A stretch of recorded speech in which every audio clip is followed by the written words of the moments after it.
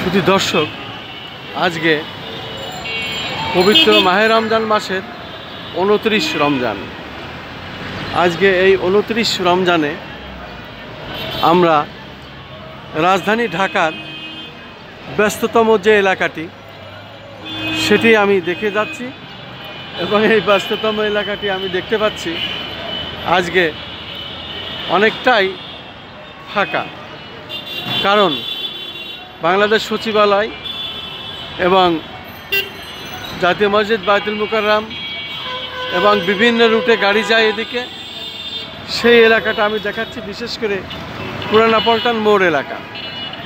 এই পুরানা পল্টন মোড় এলাকা বিশাল যানজট এলাকা এবং অত্যন্ত জনগুরুত্বপূর্ণ এই এলাকা এবং এই রাস্তাটি, কারণ বিভিন্ন দিকে রাস্তা এখান থেকে চলে গেছে। কিন্তু সে কারণে এখানে প্রচণ্ড ভিড় হয় এবং যানজট লেগেই থাকে। আমরা দেখতে পাচ্ছি আজকে মূলত ঈদের দিন, আর মাত্র এক রাত্র বাকি। আজকের পরের দিনই ঈদুল ফিতর এবং আমি দেখতে পাচ্ছি এই এলাকাটি একেবারেই ফাঁকা।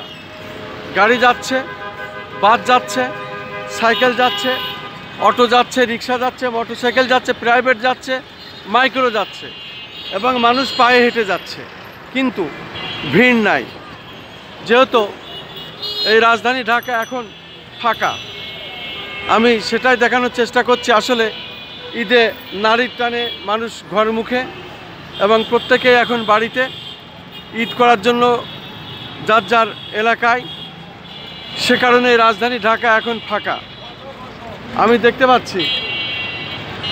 দেখতে পাচ্ছি রাজধানী ঢাকা এখন ফাঁকা। সে কারণে আমরা এখন দেখছি রাজধানী ঢাকা, বিশেষ করে পল্টন মোড় এলাকা এবং এই পল্টন মোড় এলাকাটা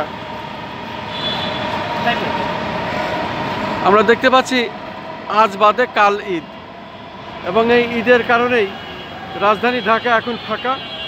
আমি সেটাই দেখানোর চেষ্টা করছি। রাজধানী ঢাকার বিভিন্ন স্পট আমি ঘুরে ঘুরে দেখে যাচ্ছি এবং এইভাবেই ভিডিও ধারণ করছি, দেখানোর চেষ্টা করছি।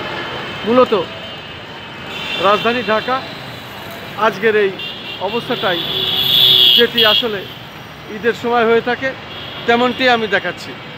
এই ঈদে রাজধানী ঢাকা একেবারেই ফাঁকা, শুধু কিছু গাড়ি চলছে।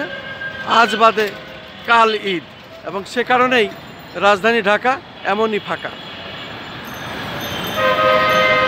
আমি খন্দকার মাসুদুজ্জামান আমাদের ইউটিউব চ্যানেলগুলির পক্ষ থেকে, আমাদের অনলাইন পোর্টাল এবং আমাদের ফেসবুক পেজের পক্ষ থেকে আমি ধারাবাহিকভাবে এটা প্রচার করে যাচ্ছি। রাজধানী ঢাকার বিভিন্ন স্পট দেখিয়ে যাচ্ছি।